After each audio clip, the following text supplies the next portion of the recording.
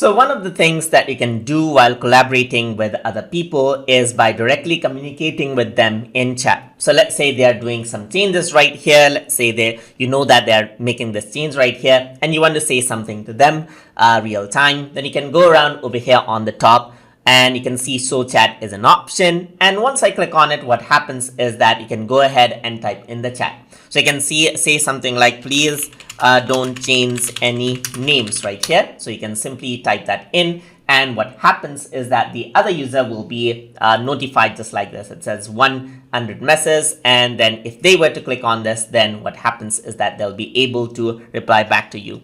Okay, sure, I won't make any changes right over here. And you can see that it gets replied right over there, just like that. And similarly, you can do a conversation. Let's go to another sheet right here. And the other user will be able to reply that to you. And then you'll be able to converse. You can see that the names are same because at the same name in both the accounts. And that is how you can collaborate out with people by using chat inside of Google Sheets. So I hope you guys learned something as always. And as always, please like, comment, share, and subscribe.